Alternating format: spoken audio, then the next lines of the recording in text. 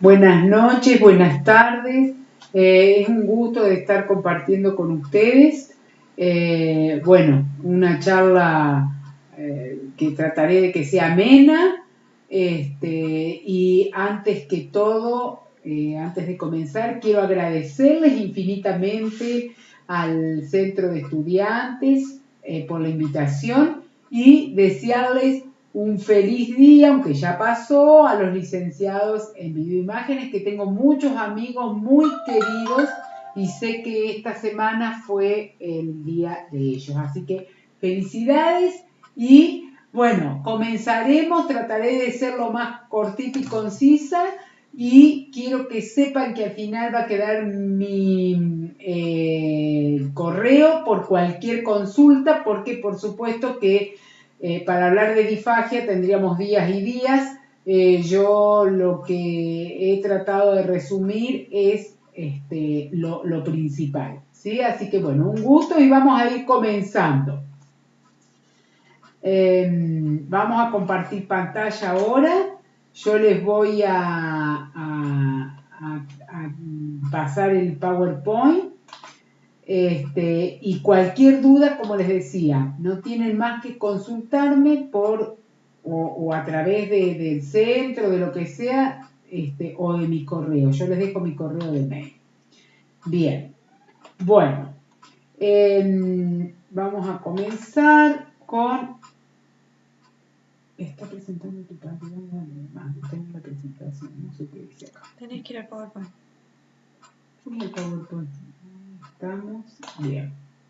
Estas cosas me pueden un poquito, ¿vieron? La tecnología. Bien. Bueno, vamos a hablar de disfagia. Para hablar de disfagia, tenemos que hablar de deglución normal, porque la disfagia es una alteración, ¿sí? Un conflicto, ¿sí? En la deglución normal, ¿sí? Que puede estar en los distintos órganos, en las distintas partes de todo lo que es el tránsito del alimento de que ingresa a la boca hasta llegar a la vía digestiva baja, ¿sí? Entonces, para hablar de disfagia tenemos que hablar de deglución normal. Y yo les traigo a colación una definición de deglución normal, que es la definición de Douglas en 1996. Es un poco vieja, pero a mí me gusta. Yo se las voy a leer rápidamente. Es el acto de comer, o sea, el transporte del bolo alimenticio o líquido desde la cavidad oral hacia el estómago. Consiste en una actividad neuromuscular muy compleja, que a veces es iniciada conscientemente y que se completa mediante la integración del sistema nervioso central, de impulsos aferentes y eferentes organizados en el centro de la deglución y en circuitos intramusculares esofágicos. La deglución tiene como función fundamental la propulsión del bolo alimenticio desde la boca hasta el estómago, pero también puede servir como mecanismo protector para los tractos respiratorios y digestivos.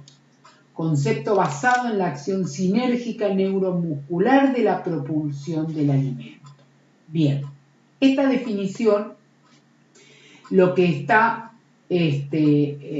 diciendo es de cómo el alimento se va a transportar desde la boca hasta el estómago, ¿sí? Todos los procesos que va a ir y todo ese progreso del alimento, cómo va a ir produciéndose hasta llegar a la vía digestiva baja, ¿sí? Bien, entonces, vamos a tener, ¿sí? Distintas etapas, distintas válvulas que van a ir actuando, va a intervenir muchísimo todo lo que es el aparato neuromuscular, masticatorio, de contención oral y toda la que es la musculatura faríngea y esofágica para el progreso del bolo, ¿sí?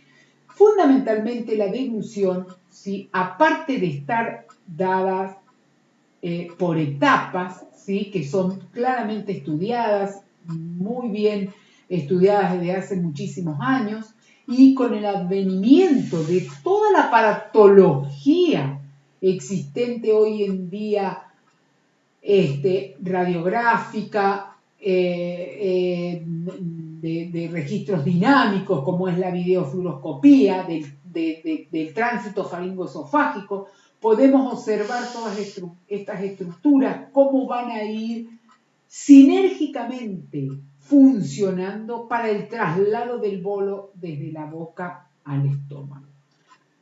Tenemos válvulas, ¿sí?, que son, aparte, como le decía, de las etapas deglutorias, que son fundamentales en el acto deglutorio, como son la primer válvula, que son los labios, la segunda válvula, que es base de lengua con velo del paladar, la tercera válvula, que es velo del paladar con la faringe, y la cuarta válvula, ¿sí?, que es, aquí las tenemos escritas, las cuerdas vocales, banda y epíglotis, que es el cierre de los tres planos, el rebatimiento de la epíglotis sobre la corona laringea, el cierre de las bandas y el cierre de los pliegues vocales verdaderos.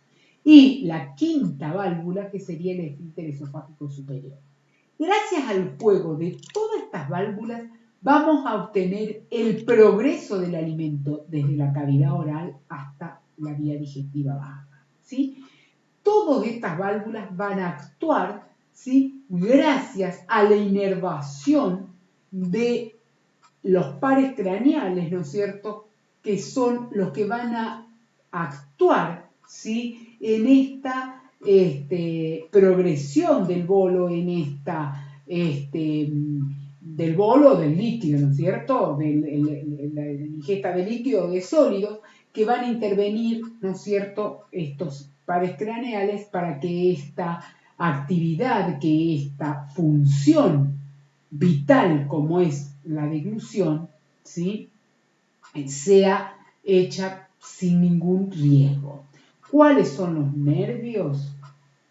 El trigémino, el facial, que generalmente el trigémino inerva todos los músculos masticatorios, el facial, que inerva, como la palabra lo dice, los músculos faciales, también le da la parte gustativa a las 2/3 partes de la lengua, el glosofaringeo, que inerva motrizmente también al constrictor faríngeo superior y le da sensibilidad a la parte posterior de la lengua y todo lo que es, ¿no es cierto?, atrás del himno de las fauces. El espinal, el hipogloso, la lengua, y el neumogástrico, fundamental para la musculatura extrínseca e intrínseca de la laringe y básicamente la intrínseca de la laringe, perdón, la sensibilidad de la laringe y del velo del paladar, ¿sí?, porque el trigémino y el neumogástrico inervan el velo de los peristafilinos, ¿sí? Bien, todos estos nervios, ¿no es cierto?, van a llevar información al tronco, donde se va a organizar el tronco encefálico, donde se organizan los actos reflejos de la deglución, donde van a tener un control cortical, ¿sí?, y fundamentalmente ese control cortical, ¿sí?, va a estar controlado, que son los que van a asegurar el aspecto automático de la función en estrecha colaboración con el cerebelo, que son los núcleos grises, ¿sí? Juntamente con el cerebelo van a sincronizar las sinergias complejas del acto deglutorio, ¿sí? Entonces tenemos pares craneales que van a intervenir, ¿sí?, tanto motrizmente como sensitivamente, hasta visceralmente, porque estos nervios también inervan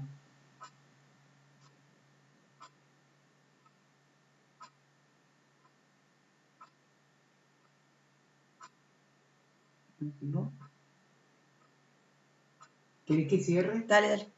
¿Sigo?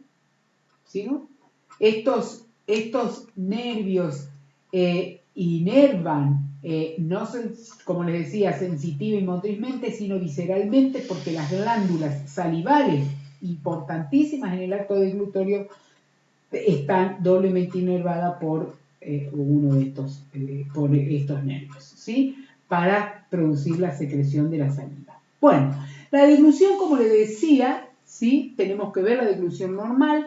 está compuesta básicamente la deglución de líquidos por la fase preparatoria, el preparatorio oral, que también se le dice, la oral, la faríngea y la esofágica. Bien, la fase preparatoria oral es totalmente voluntaria. Es cuando ingresa el alimento a la cavidad oral, a la cavidad bucal, ¿sí? Se produce el cierre labial y comienza a producirse la formación del bolo. Básicamente esta fase es la contención del bolo o del líquido, ¿sí? De lo que vamos a digerir.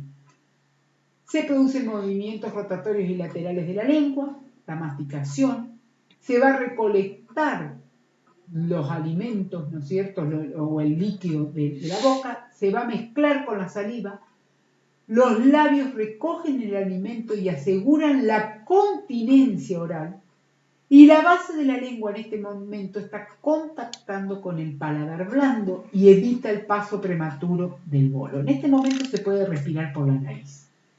Luego tenemos la fase oral, que es la fase oral, igual que la preparatoria oral, es voluntaria, ¿sí? Pero ya al finalizar, ¿sí?, la fase oral pasa también a ser ya involuntaria. ¿Por qué pasa a ser refleja? Es la fase en donde ya se trituró, se masticó o se posicionó el líquido sobre la lengua, ¿sí?, en la parte posterior, ¿no es cierto?, de la lengua, y se va a, por la propulsión de ella, ¿no es cierto?, en la fase oral, en la fase preparatoria, cuando se termina de preparar el bolo, se coloca la punta de la lengua en el paladar duro y la lengua va a empezar a realizar un movimiento isométrico isotónico para propulsionar el bolo alimenticio hacia atrás, ¿sí?, para que luego se vaya a desencadenar el acto deglutorio, ¿no es cierto? Pero acá estamos todavía en la fase oral, en la parte voluntaria, cuando se posiciona el bolo, el líquido, es en la parte de la lengua, ¿no es cierto?, media, y luego en la parte posterior, y va a desencadenar luego el reflejo de la deglución. Después se va a continuar generando presión negativa para el paso del alimento, ¿no es cierto?, o del líquido fundamentalmente a la faringe. Bien, ya eso sería, cuando pasa el líquido a la faringe, ya se desencadenó el reflejo deglutorio. En el momento que el líquido, ¿no es cierto?, por la propulsión lingual es llevado al limbo de las fauces, en ese momento se desencadena el reflejo deglutorio, se va a abrir la segunda válvula, se va a cerrar la tercera válvula, ¿sí? La segunda válvula es cuando la faringe se acerca, ¿no es cierto?, a la base de la lengua, al velo, y en ese momento se va a cerrar la tercera válvula, que es el velo contra la faringe, el adelantamiento de la faringe y el velo asciende para tapar el pasaje de la faringe a la fosa nasal, a la vía respiratoria alta, ¿sí?, o sea, a la fosa nasal fundamentalmente, y comienza el líquido a descender por la faringe. Esta fase preparatoria está constituida principalmente por el posicionamiento y propulsión del bolo, ¿sí?, hacia atrás. La base de la lengua está en contacto con la faringe, genera presión para empujar el bolo.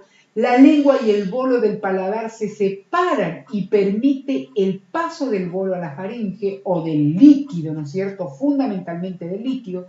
El movimiento de la lengua es la fuerza más poderosa que impulsa el bolo a través de la laringe, mientras que la contracción faríngea va limpiando de restos que pueden ir quedando.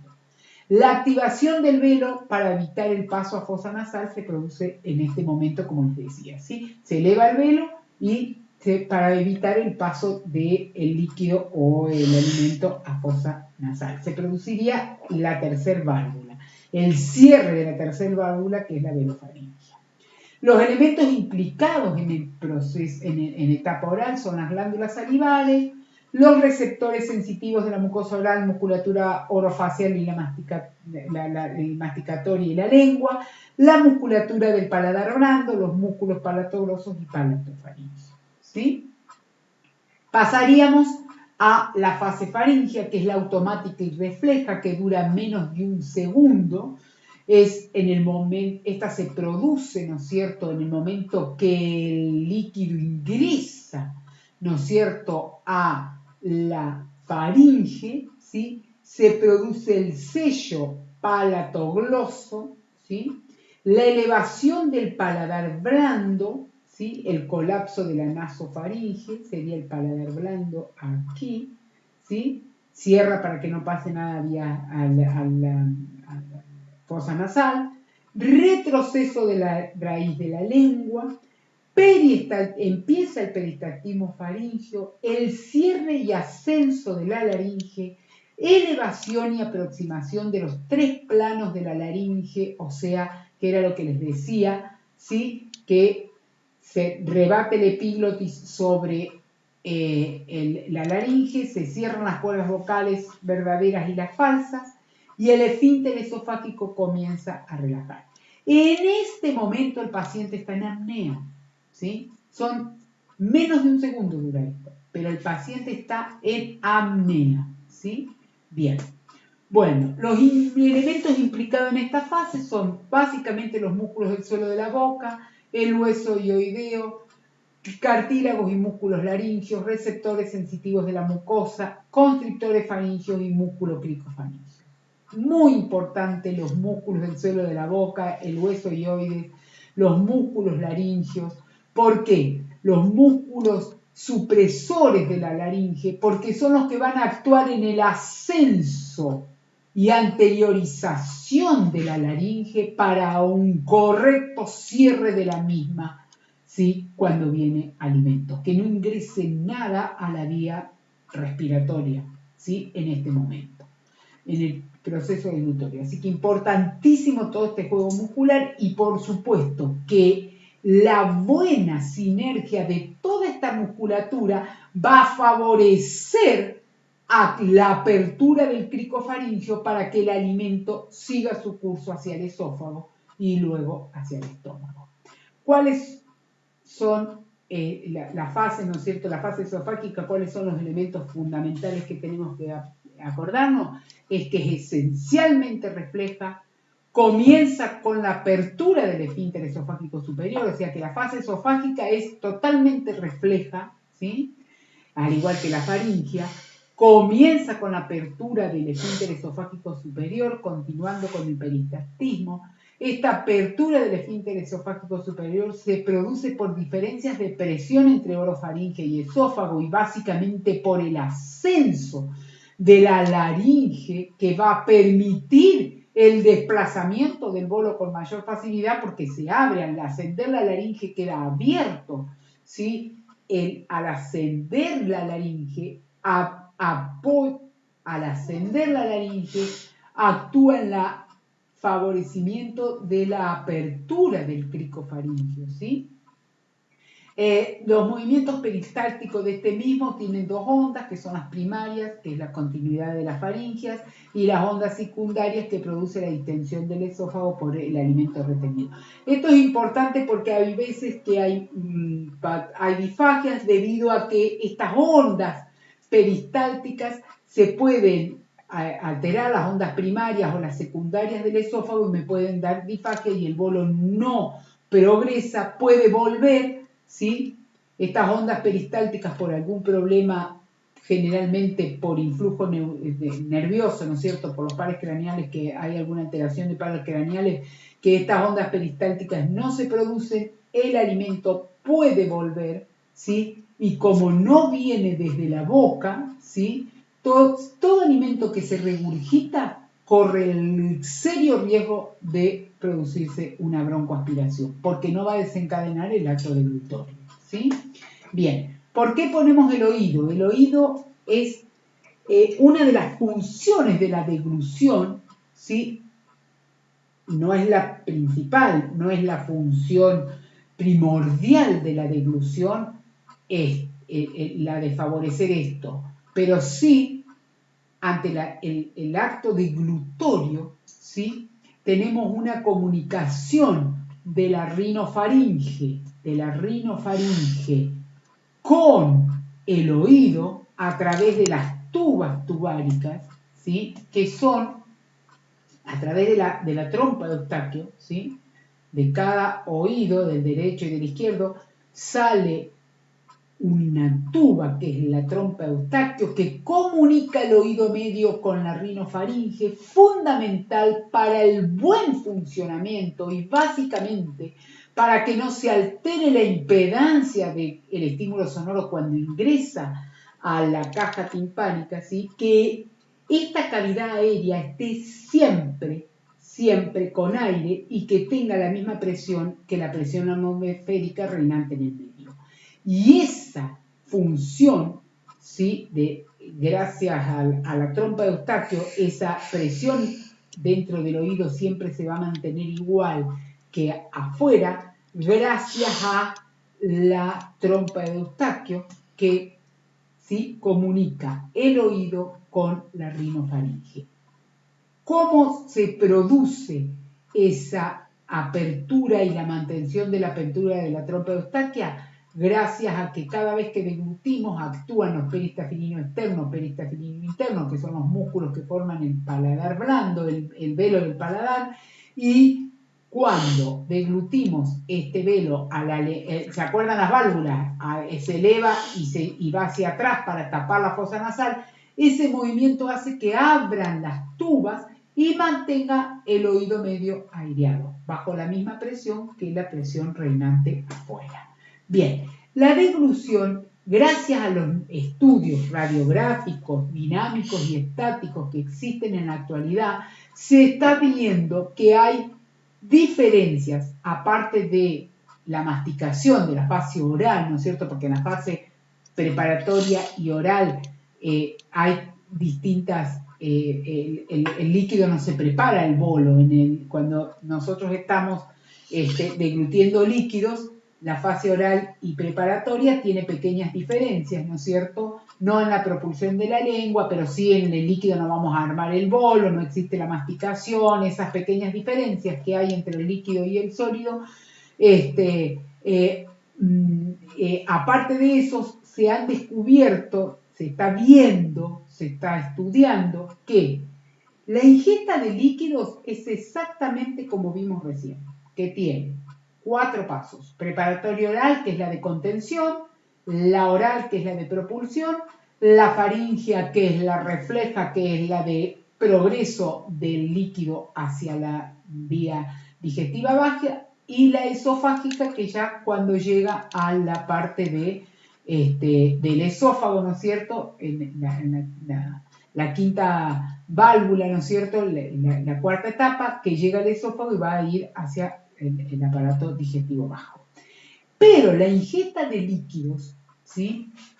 Más que en etapas, se las está dividiendo en 3 tipos de transporte. El transporte 1, que es el transporte a los molares, es cuando ingresa el alimento y llevamos el alimento a los molares. La ingesta de sólidos, perdón, la ingesta de líquidos, la ingesta de sólidos, ¿sí? Tiene 3 etapas. La primera etapa, que es el transporte 1, que es el transporte del sólido a los molares. Luego tenemos, se pasa la diapositiva, si no se quiere quedar. Luego tenemos la segunda etapa, que es el procesamiento del bolo. Esta etapa, ¿sí?, es la de la masticación del sólido. Tenemos, acá es donde se nota la diferencia. Acá es donde está la diferencia con la de los líquidos. Hay ausencia del cierre posterior. ¿Vieron de la válvula posterior? En este momento, la segunda válvula, queda entreabierta, ¿sí? ¿Por qué? Porque mientras vamos masticando, lo que se va procesando, ¿sí? Porque no procesamos de una sola vez que masticamos, lo que se va procesando empieza a acumularse en la parte posterior, ¿sí?, llamada agregación valecular, ¿sí? ¿Estamos? Hasta que se termina de procesar todo el bolo, ¿sí? y luego pasaría a la etapa de transporte 2, ¿sí? Que en esta etapa ya empieza la parte refleja, ¿sí? Y es la propulsión total de lo procesado hacia la faringe, que a partir de aquí es igual a la deglución estudiada tradicionalmente. Bien, espero que les haya quedado claro esta diferenciación, ¿sí?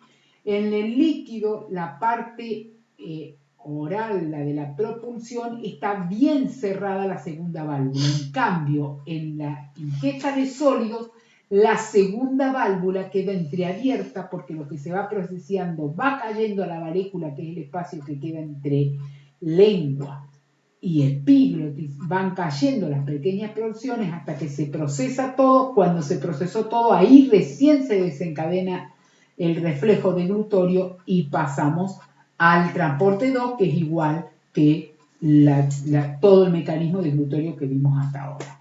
Bien.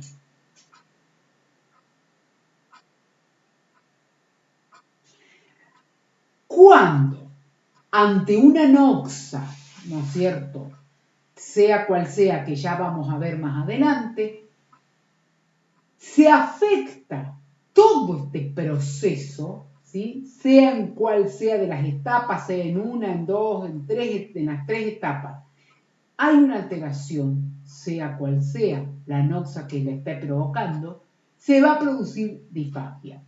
¿Qué es la disfagia? Es un disturbio de la deglución con signos y síntomas específicos que se caracteriza por alteraciones en cualquier etapa de la dinámica de la deglución, pudiendo ser congénita o adquirida luego de un trastorno neurológico, mecánico o psicógeno, y pudiendo traer perjuicio en los aspectos nutricionales de hidratación, estado pulmonar, intención de alimentarse y social del individuo. Esa es una de las definiciones de disfagias que más aclaran, ¿sí? Y que nos pueden describir, ¿sí?, cuando el acto deglutorio se altera, qué es lo que puede llegar a suceder. Hay exploraciones instrumentales. Antiguamente nosotros teníamos que explorar. Yo hace muchísimos años, que 35 años atrás, no existía la videofluoroscopía, no existía la videodeglución, la videofibroscopía deglutoria, ¿sí? Entonces teníamos que utilizar medios muy caseros para poder valorar la deglución. Hoy en día, gracias a la exploración instrumental y básicamente la radiográfica, tanto dinámica como estática, podemos valorar, ¿sí?, todo este proceso deglutorio cuando se altera, cuando es normal o cuando se desvía de la normalidad. Bien, vamos a ver que uno de los instrumentos que se utiliza es la videofibroscopía, ¿no es cierto?, que es una fibra óptica que ingresa a través de la fosa nasal y va a poder visualizar todas estas estructuras que estuvimos viendo ahora, menos las estructuras orales, ¿sí? Bien. La videofluoroscopía deglutoria tiene grandes ventajas, como que es portátil, no irradia al paciente, utiliza alimentos habituales, utiliza alimentos habituales, es dinámico, tiene bajo costo y es seguro. No en la actualidad, porque en la actualidad no se está realizando debido al COVID-19, ¿sí? Porque no hay un método seguro para desinfectarla y que no la dañe. Entonces, en la actualidad no se está realizando. ¿Cuáles son las desventajas? Necesitamos colaboración del paciente, es una evaluación indirecta de la fase oral, no podemos valorar directamente la fase oral y vamos a observar solo la fase faríngea. Bien, vamos a ver un video. A ver. Sí. Dale. Bien, acá estamos viendo una videodeglución, ¿sí?, en donde ha ingresado el médico, por supuesto que generalmente lo hacen los otorrinos laringólogos este estudio, ¿sí? Ingresó por la fosa nasal, ¿sí? Este sería el velo del paladar, ese sería la base de la lengua, esta es faringe, pared posterior de faringe, base de lengua, esta es la epiglotis, ¿sí? Base amígdala lingual, ¿ven? Epiglotis, ahí estarían las valéculas, ¿sí? Las valéculas, ahí, es la distancia que queda entre la epiglotis y la base de la lengua, ya está ingresando más abajo, ¿sí? Ahora todavía no le han dado nada de... Sí, ya ingirió, fíjense que el paciente ya ingirió líquido con colorante, porque este estudio se hace con un líquido coloreado con índigo generalmente, o con de las colorantes para torta, ¿sí? Azul generalmente, ¿sí? Y se va a colorear toda la zona donde quede retenido o no. En este caso ya le dieron y él había quedado retenido, ¿sí? En la zona faringea más izquierda. ¿Sí? Fíjense, ahí está derramando. Acá el paciente, esta paciente tiene una parálisis faringea debido a un ACV. Fíjense cómo está bebiendo, esto es líquido, y ya está derramando y se está reteniendo en valécula. Esto tiene una fuga prematura. La paciente ven que no deglutió. Ya les voy a decir cuando deglute. No deglutió y ya derramó líquido. Ven que está coloreado, ven cómo se ve. Fíjense cómo le quedó en los senos piriformes.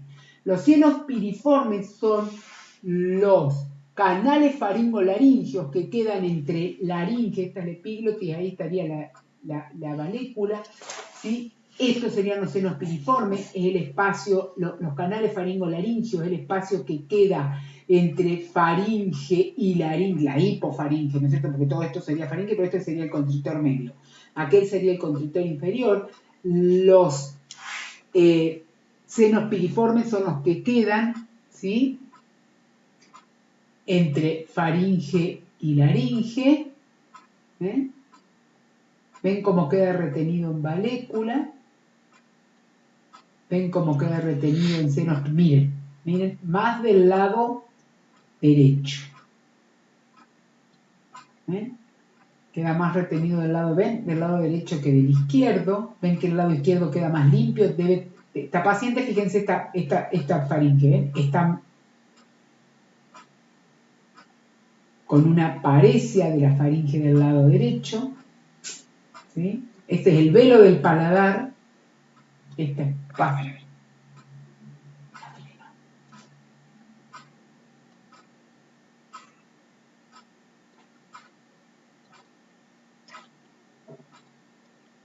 El velo del paladar, esta es la pared faringea, ¿sí?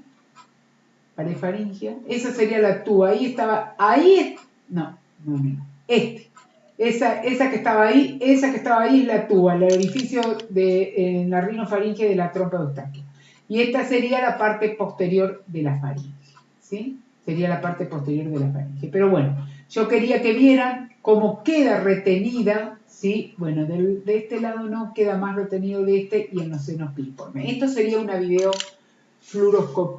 videofibroscopía deglutoria, ¿sí? Bien.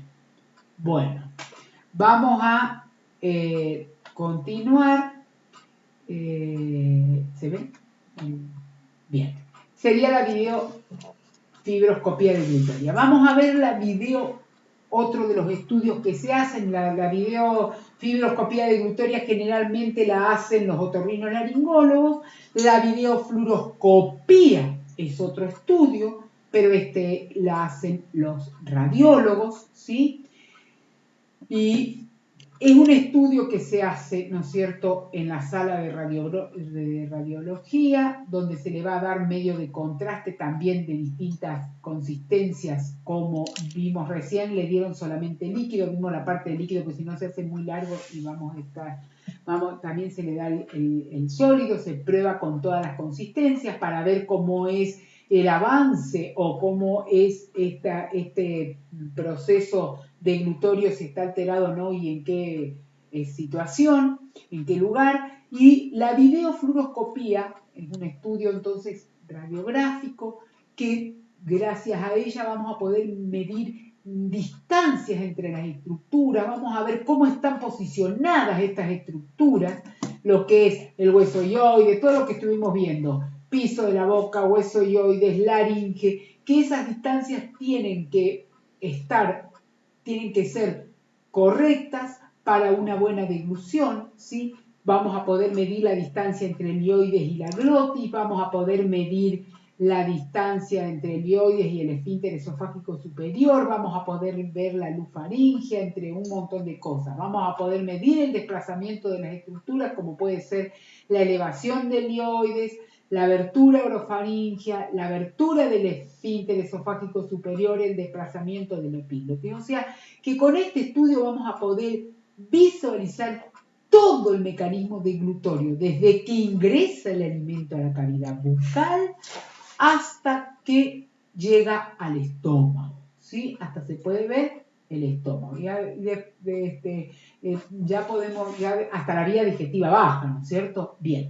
La videofluoroscopía tiene grandes ventajas como es que es dinámica, se va a registrar dinámicamente en un CD, lo vamos a poder ver o se va a poder registrar y lo vamos a poder ver dinámicamente a todo el proceso deglutorio hasta la vía digestiva baja. Vamos, como les decía, todas las fases deglutorias en función dinámicamente. Vamos a poder ver la anatomía del paciente, la estructura de la lengua, laringe, faringe, etc. El transporte del bolo alimenticio, el efecto de la consistencia del alimento. Depende de la consistencia qué es lo que va a suceder, porque muchas veces el paciente tiene penetración o aspiración con líquido o con sólido o con los dos o con uno de ellos, ¿sí? Y eso es muy importante a la hora del diagnóstico y a la hora del tratamiento. La posición de la cabeza, si nosotros hacemos posicionamientos distintos de la cabeza, si facilita o dificulta ese progreso de la alimentación, porque nosotros ya van a ver a lo último que yo le voy a dejar maniobras para trabajar la difagia y van a ver cómo las maniobras a veces facilitan el transporte seguro del alimento hacia la vía digestiva baja, dependiendo del posicionamiento de la cabeza. Maniobras compensadoras y descartamos aspiraciones silentes, ¿sí? La videofluoroscopía tiene desventajas como por ejemplo la exposición a la radiación. Hay pacientes que no pueden exponerse a la radiación, como por ejemplo mujeres embarazadas, pacientes que tienen determinadas patologías como la ataxia telangiectasia que no pueden recibir mucha radiación, y posibilidad también de realización en pacientes graves o internados en unidades de cuidados intensivos. No podemos trasladar el videofluoroscopio a la unidad de cuidados intensivos. Bien, vamos a ver una videofluoroscopía, ¿sí? En donde se ven todas las estructuras. Esta no se ve bien porque tuvimos problemas, no puedo registrar todas, pero ven cómo ingresa el alimento a la boca, podemos ver, fíjense la fuga prematura que tiene. Ingresó el alimento a la boca y ya estaba cayendo a la vía, fíjense, sin que se desencadene el acto deglutorio. Miren cómo cayó y ahora recién ahí se produjo el acto deglutorio. Miren cómo queda retenido en valécula, el líquido, y en senos piriformes, ¿sí? Queda retenido en valécula y en senos piriformes. Miren, ahí se produce, ven cómo empieza a quedar retenido, ¿sí? Acá, ahí ya empieza a quedarse retenido y con el riesgo de que, bueno, ese es el hioide, no se ve bien ahí justo. A ver, vamos a ver si avanza, porque muchas veces no me deja ver bien. Ven cómo tiene, no desencadenó el acto deglutorio, ahí quedó en valécula, ¿ven? Y en seno piriforme, perdón, y en valécula. ¿Ven? En valécula queda retenido en seno piriforme, ¿sí? Y ven cómo el líquido, ¿sí?, queda retenido sobre la corona laringea. ¿Ven cómo queda el medio de contraste sobre la corona laringea? Estos estudios se hacen todos con medio de contraste, generalmente sustancia varicada. ¿sí? Y con las distintas consistencias. Esta consistencia que les estoy mostrando es líquido, para que vean cómo, sin desencadenar el acto deglutorio, el paciente está ya teniendo una fuga prematura, está cayendo, ¿sí? A la valécula y a la senos piriforme y queda retenido. Miren, ahí está masticando, ¿ven? Ahí está masticando, ¿bien? ¿ven? Que empieza a acumular ahí, pero igualmente le cae más abajo. Ahí recién desencadenó el acto deglutorio. Está con fuga prematura este paciente. Bien, vamos a ver otro. Bien, vamos a ver otro video, que este es un paciente que padece acalasia. La acalasia es una patología, ¿sí?, que afecta, no es muy frecuente, pero nosotros en el Hospital Córdoba hemos visto muchas veces, es una patología que afecta al esfínter esofágico inferior, al cárdiax, donde se produce una estenosis del cárdiax. Entonces el alimento no puede progresar a la vía digestiva baja, no puede ingresar al estómago debido a que está totalmente estrechado, no permite el progreso fíjense, ahí ya lo vamos a ver, no permite el progreso hacia abajo, por ende, ¿ven? ¿Ven cómo queda retenido en el esófago? Cuesta que se propulse hacia abajo y miren, ahí se estrechó. Queda retenido en esta zona, como no baja en algún momento o cuando el paciente se acuesta, vuelve, ¿sí?, lo retenido hacia arriba y como, ¿ven? Miren cómo le quedó, miren cómo le cuesta pasar. Esto vuelve, como no va a desencadenar el acto deglutorio porque no viene de la cavidad oral, sino no va a estimular el glosofaringeo, no va a desencadenar el acto deglutorio, se va a producir un ingreso por reflujo, ¿no es cierto? Porque vuelve el alimento a la faringe y a la zona cerca de la laringe y se puede producir la microbroncoaspiración o la aspiración. Otro de los estudios que se realizan es el tránsito faringoesofágico, que es un registro estático, ¿sí? Este se registra estáticamente. Es un estudio que uno, si está en él, yo he estado muchas veces en el Hospital Córdoba, he ido a ver muchos tránsitos faringoesofágicos, y en el momento que se está realizando uno lo puede ver por un monitor dinámicamente, pero no queda registrado. Quedan registradas las placas radiográficas. Esto es una placa radiográfica de un paciente laringectomizado, que el laringectomizado tiene interrumpida la vía aérea, la vía aérea superior, y fundamentalmente no tiene lo que es la encrucijada aerodigestiva porque está con una traqueostomía. Pero, ¿por qué les quise mostrar esto? Porque también se le puede hacer para ver por la rehabilitación. Nosotros le vimos, y también este paciente estaba con una disfagia y queríamos ver qué pasaba con su esófago si estaba estrechado en el cricofaringeo, que es lo que sucede muchas veces en el laringectomizado. Al extirparle la laringe y al sacarle la parte anterior del cricofaringeo, que es la cara, o sea, la cara anterior del cricofaringeo sería la laringe. Al sacarlo, ¿sí?, hay que suturarlo y muchas veces se produce una estenosis, y queríamos ver si se producía una estenosis, que no se producía, era por otra causa la disfagia. Ven que no estaba estenosado. Sí, este paciente es laringectomizado, no tiene la laringe, ese sería el bien. Estos serían otros tránsitos faringoesofágicos vistos desde frente, ¿sí? Ven cómo son placas radiográficas que se sacan, ¿sí? Este paciente está traqueostomizado, no laringectomizado, la laringe está. Fíjense que aquí está la laringe, pero sí está traqueostomizado. Este es otro paciente que no está traqueostomizado ni laringectomizado, pero sí tiene. Fíjense cómo después de la deglución hicimos sacar una placa radiográfica y fíjense cómo quedó. Estas serían las valéculas y estos serían los senos piriformes. Fíjense cómo queda retenido en valécula y en seno piriforme. Esto nos da una gran información para la rehabilitación, ¿sí? Aquí fíjense que queda retenido en las dos valéculas, por ende hay que trabajarle simétricamente de los dos lados. Si quedara solamente de un solo lado retenido, quiere decir que hay una parálisis unilateral. Vemos de qué lado y vamos a tratar de reforzar ese lado, trabajar ese lado y facilitar en la deglución hasta que lo restablezca, girando la cabeza hacia ese lado, hacia el lado donde queda retenido en moléculas el alimento. O sea, vamos a girar la cabeza. Cuando nosotros estamos haciendo el estudio, le vamos a pedir al paciente que gire la cabeza, le damos el medio de contraste y vamos a ver qué sucede si mejora el tránsito. Bien, vamos a ver los tipos de disfagia. Los tipos de disfagia son generalmente por daños neurológicos, por ejemplo, una ACV, tumores, enfermedades, infecciones, tumores en cerebrales, ¿no es cierto?, que afecten los centros del cerebelo, que afecten los centros deglutorios, enfermedades infecciosas, enfermedades degenerativas, traumas.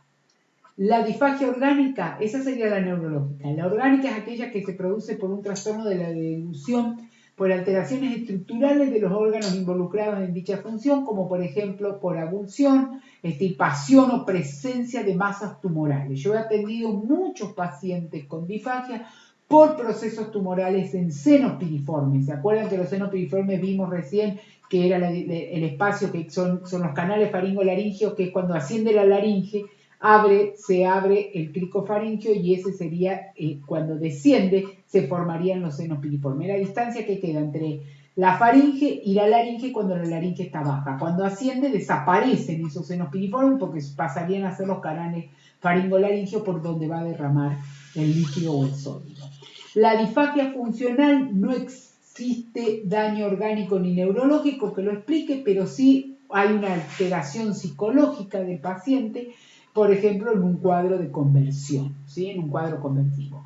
Y la presdisfagia, que es el enlentecimiento de todo este proceso deglutorio propio del envejecimiento, porque vieron toda la sinergia muscular que se necesita para el acto deglutorio. Con el paso de los años estos músculos van perdiendo flexibilidad, la laringe se osifica, ya a los 65, 70 años está osificada la laringe y el hueso está hueso yoides y laringe totalmente osificado, tiene otro peso, está más baja, la expulsión tiene que ser mayor, entonces se va a producir debido a todo esta, ¿no es cierto?, alteración de la biomecánica deglutoria por el envejecimiento, se puede llegar a producir una disfagia hay distintos tipos de disfagia, de leve a severa, en distintos grados. Las etiologías neurológicas, nuevamente podemos ver trastornos neurológicos degenerativos que afectan los centros motores sensoriales y de la coordinación de la deglución, como por ejemplo el Parkinson, la parálisis supranuclear progresiva, el ELA, la esclerosis lateral amiotrófica, la miastenia gravis, son todas patologías que nos pueden traer trastornos deglutorios en distintas etapas evolutivas, ¿sí? Porque el Parkinson no va a debutar con disfagia, pero sí a los 6-7 años de presentarse, la patología empieza con disfagia y puede tener hasta grados severos de disfagia. Doy ejemplo del Parkinson, la miastenia es otra patología que me da muchísima disfagia, que es neurológica, básicamente una enfermedad que afecta, ¿no es cierto?, el sistema nervioso. Congénitas como la laringomalacia, los clefts laringios, ¿sí?, que están de distintos grados, que ahí se los dejo, parálisis cordales bilaterales, fístulas traqueosofágicas, espasmos laringios, ¿sí?, que esos serían los congénitos. Luego tenemos las patologías digestivas, como la hernia de hiatus, la gastritis, la estenosis, el reflujo gastroesofágico, la acalasia, que es el recién vimos, la videofluoroscopía de la acalasia, ¿sí?, del paciente con acalasia. La estenosis del esfínter esofágico inferior. Patologías de tórax, como son las operaciones cardíacas, porque generalmente las operaciones cardíacas pueden sesionar el recurrente y me va a dar una parálisis cordal con posibilidades de producir una disfagia, por alteración del cierre, ¿no es cierto?, de las cuerdas vocales, enfermedades sistémicas como la leucemia, la quimioterapia, el SIDA, la diabetes, la radioterapia en cabeza y cuello, ¿sí? Enfermedades como por ejemplo tenemos también las cándidas. Las cándidas me alteran mucho la sensibilidad, porque no solamente tenemos disfagia cuando se me altera la parte muscular, la parte biomecánica, sino también la sensitiva. Un músculo donde básicamente la musculatura que interviene en el acto deglutorio, muchas veces las mucosas se llenan de cándidas y hacen perder sensibilidad, y la falta de sensibilidad también altera la progresión del bolo, ¿sí? Por la falta de la sensibilidad, aparte que mal estimula el músculo que está por debajo de esa mucosa alterada. Las estructurales como la hemiglosectomía, quemaduras de las vías aéreas superiores, traumatismos maxilofaciales, laringomalacia, fisura labio-alveolo-palatina, posintubación, ¿sí? Posintubación por muchos casos me puede dejar alterar la deglución, hemilaringectomías, laringectomías, patologías de cabeza y cuello como nódulos de tiroides, bocio, parálisis cordal, trismus, odontoestomatomáticas como la falta de piezas dentarias y la mala adaptación a las prótesis, ¿sí?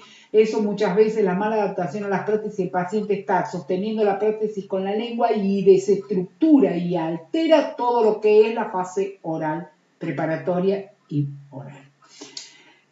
Senectú, ¿no es cierto?, que ya vimos un poco de los ancianos, la alteración de alguna o todas las fases deglutorias, postquirúrgicos como la tiroidectomía, ¿sí? La cirugía de tiroides que puede cortar el neumogástrico, cirugías de tórax, de cervicales, glomos carotidios, glomos yugular. El abordaje quirúrgico hace que muchas veces toquen o sesionen, se produzca una cesión de los nervios, ¿sí? El abordaje a la carótida, el abordaje que se bifurca acá en el cuello, el abordaje a la yugular, donde se cesiona en el nervio y me puede llegar a producir parálisis cordales importantes o parálisis velares, ¿sí? Y cordales, y que me va a quedar desprotegida la vía aérea ante la dilución. Traqueostomía. La traqueostomía también me produce muchísima alteración en muchos de los casos debido a la disociación aerodigestiva que provoca esta y a la falta de movimiento de la laringe, al anclaje laringe que puede producir la traqueostomía. Predicción de disfagia. Un paciente que tiene difonía, un paciente que tiene disartria, reflejo de arcada anormal, tos después de deglutir, tos voluntaria anormal, cambio después de deglutir, fundamentalmente la voz húmeda que llamamos, son predictivos de disfagia. Paciente que viene con una difonía, paciente que viene con una disartria, sí o sí no debemos obviar, valorar el acto deglutorio. A mí me han llegado muchísimos pacientes con disfonía que tenían alterado el acto deglutorio, pero que con videofluoroscopía, lamentablemente no le pude pasar todas las videofluoroscopías que quería por el tiempo, pero en una de las que está acá, que les iba a pasar, una paciente que me la derivaron por disfonía nada más y tenía una microbroncoaspiración tremenda, ¿sí? Por supuesto que lo primero que vamos a rehabilitar es la parte deglutoria, porque es vital, y luego la parte de la disfonía. Bien.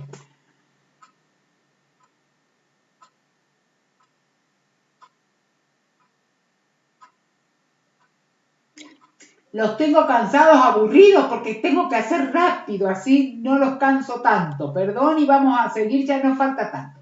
Síntomas de posible disfagia. Degluciones múltiples por bolo, el paciente tiene que deglutir muchas veces para poder realizar el acto deglutorio de un solo bolo, disminución de la fuerza faríngea, restos en la zona de estancamiento, que eso lo vamos a valorar básicamente con los estudios radiográficos o videofluoroscopía o video deglutoria, la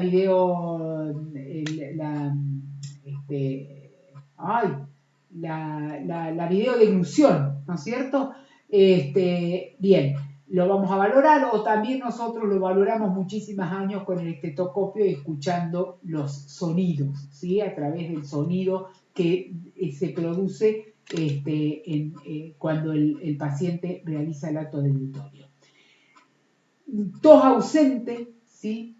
La refleja fundamentalmente, regurgitación nasal, babeo excesivo, serostomía, restos alimenticios en las secreciones, desaturación, eso es importante cuando estamos con un paciente que en terapia intensiva o en terapia intermedia o en cualquier lugar donde se le pueda tomar la saturación y vemos que está desaturando luego de la ingesta, ahogos, babeo, derrame anterior, movimiento excesivo de la boca para masticar y tragar, retardo o ausencia del reflejo de la deglución, alteraciones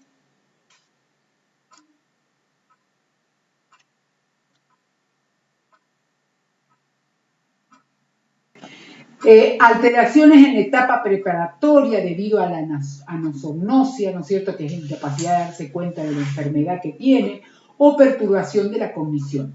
Un paciente que tiene sus funciones mentales alteradas y cognitivas, ¿no es cierto?, vamos a tener una dificultad en la parte deglutoria. Alteraciones de la sensibilidad intraoral, ¿sí? Esa es otra cosa importantísima. Alteración de la sensibilidad intraoral.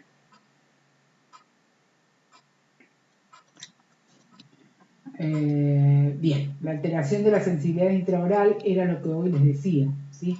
Si se altera la sensibilidad intraoral, no tenemos nosotros con la sensibilidad, tenemos noción por dónde está pasando, podemos controlar mucho mejor el bolo alimenticio. Cuando se alteró la sensibilidad, me va a alterar la de tener presente, de hacer consciente dónde está el bolo, y a su vez la alteración de la sensibilidad no me va a estimular el músculo para que actúe sinérgicamente.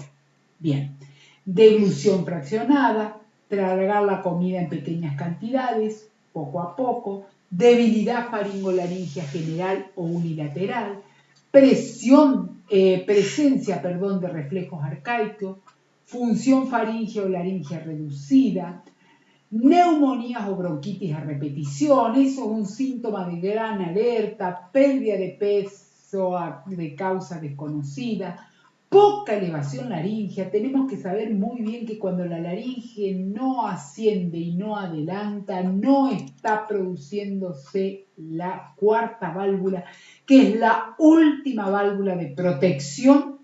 Si falló ella, vamos a tener aspiración, ¿sí? Porque ¿cómo se está frenando?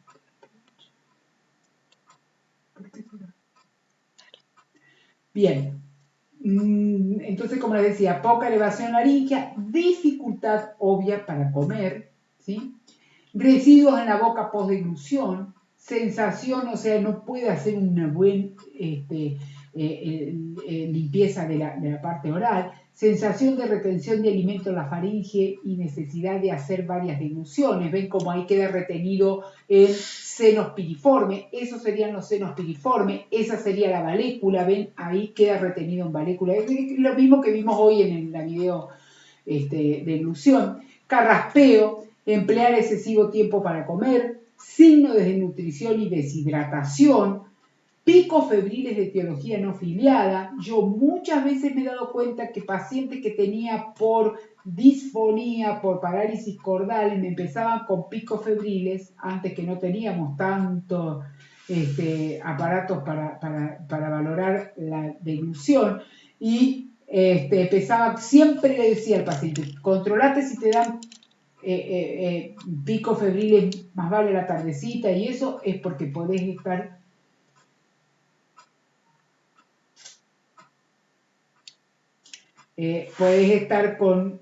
estar el paciente con un proceso de disfagia. Disnea durante o posterior a la ingesta, vómitos, ¿sí? Bien. ¿Y qué vamos a hacer? La anamnesis para valorar la disfagia es muy amplia y lleva una clase entera, pero básicamente vamos a valorar reflejos, ¿sí? Aparte de todas las estructuras orales, musculatura del cuello, laringe que podemos nosotros valorar, ¿sí? Toda la musculatura desde labios, mejillas, lengua, velo, faringe, la anteriorización de la faringe es tan importante, ¿no es cierto?, para la deglución, ascenso y descenso de la laringe, ascenso y anteriorización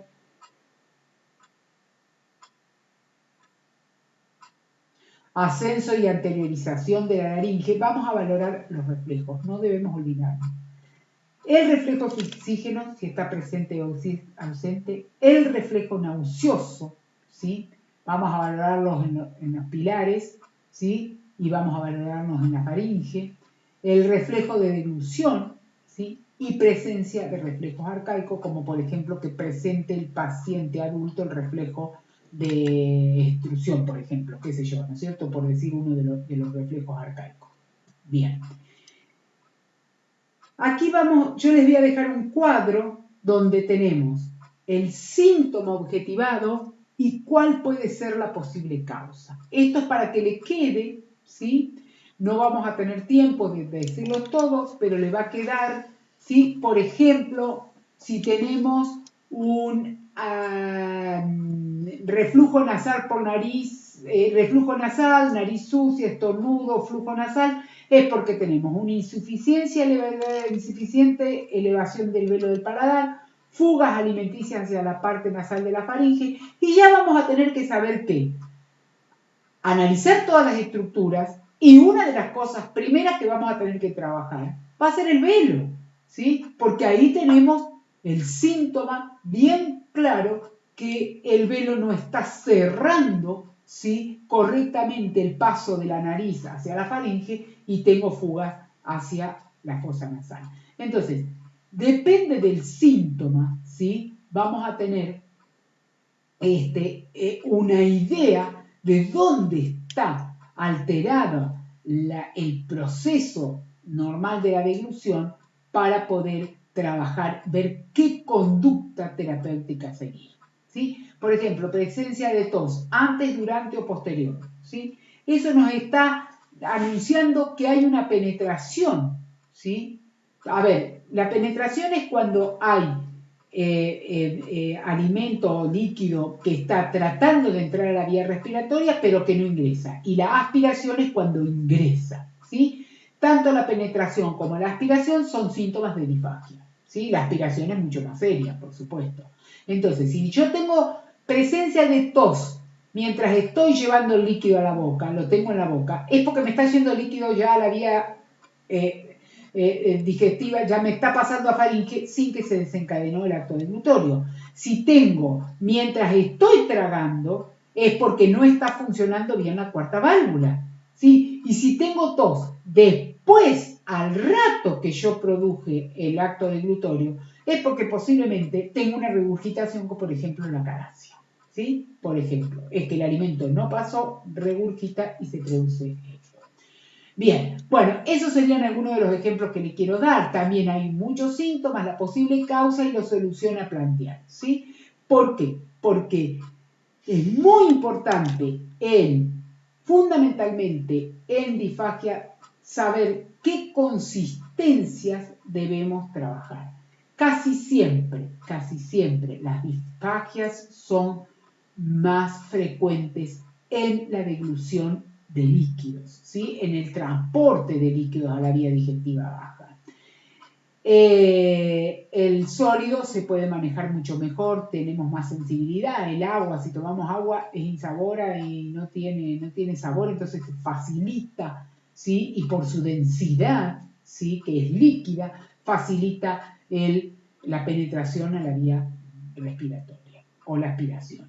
Entonces, las consistencias que vamos a trabajar son muy importantes, como yo ahí, por ejemplo, le estoy dando, por ejemplo, estornudos, nariz sucia, flujo, es porque tiene reflujo nasal, hay que aumentar la viscosidad porque por gravedad va a caer hacia abajo y no va a ser como lo líquido que tiene mayor facilidad para ir hacia arriba. Tos antes, durante, después de la deglución, falsa vía, espesar y más sabor. Al espesar no vamos a tener tanta posibilidad de que se retengan moléculas, va a tener mayor posibilidad de por el peso y por las presiones intraorales y por la gravedad bajar, ¿sí? Bueno, yo ahí les voy a dar el síntoma, la posible causa y la solución a plantear. El tratamiento de rehabilitación de las alteraciones deglutorias, su objetivo general es fundamentalmente para activar los mecanismos neuromusculares y proteger fundamentalmente la vía aérea. ¿Para qué tengo que mejorar este mecanismo neuromuscular o esta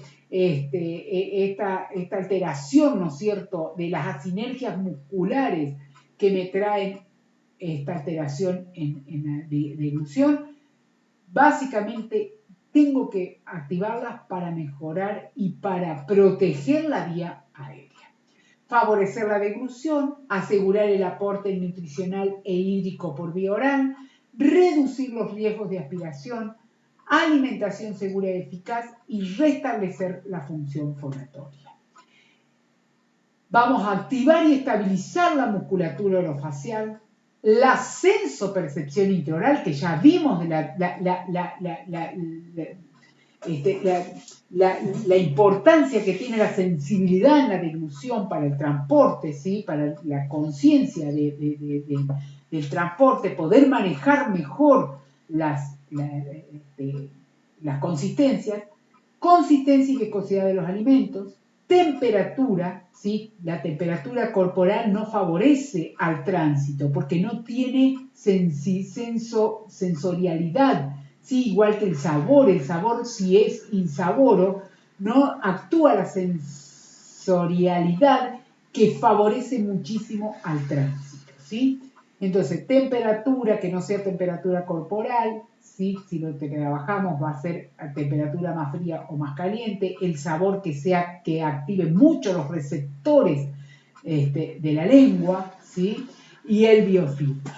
Bien, aquí yo les voy a dejar un cuadro donde, vieron que hoy les decía, por ejemplo, que si me quedaba más retenida el alimento en la valécula derecha, yo podía trabajar rotaciones de la cabeza hacia ese lado para favorecer el pasaje hacia el lado que me protege y empezar a trabajar el lado afectado, inclinación de la cabeza a la parte superior del cuerpo hacia el lado más fuerte, maniobras compensatorias posturales como resistencia frontal asociada a la deglución, resistencia posterior asociada a la deglución, maniobra de chin down. Tenemos también otras maniobras utilizadas.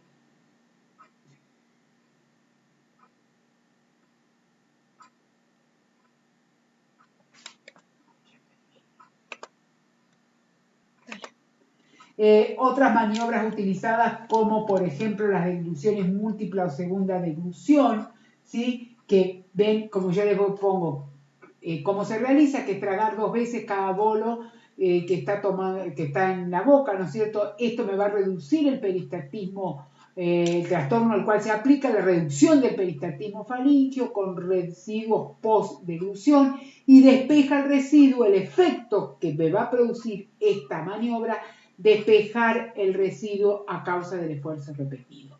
La deglución supraglótica, que ahí les digo cómo se produce, cuál es en qué trastorno se aplica y cuál es el efecto. La deglución supraglótica, que también, ¿no es cierto?, les digo para qué es. La maniobra de Mendelssohn, la maniobra de Masako, que es una maniobra muy usada, ¿sí? La maniobra de Jacker, que estas maniobras, generalmente la de Jacker, lo que favorece muchísimo es la apertura del esfínter esofágico superior, ¿sí? que se trabaja mucho porque es una maniobra que va a facilitar el pasaje del alimento, del líquido hacia la vía digestiva baja. Y bueno, hay muchas más maniobras. Lo que yo quería decirles es que hay muchas más maniobras para distintos tipos de disfagia, donde estén alteradas. Vamos a trabajar todo lo que sea la disfagia oral, vamos a trabajar todas las estructuras orales, la funcionalidad de los labios. Podemos tener disfagia ante una parálisis facial porque escurre, ¿no es cierto?, hacia el líquido generalmente porque no cierra correctamente los labios. Entonces vamos a tener que trabajar mucho más la musculatura orofacial, más que masaco, por ejemplo, que ya es para trabajar la musculatura velofaringea, el ascenso laringio, ¿está claro? Entonces, depende de en qué fase esté alterada o qué válvula esté alterada de la deglución, van a apuntar los ejercicios. Nunca olvidamos de ejercicios musculares, de postura laringea, ascenso y descenso laringio, y sensitivos y sensoriales.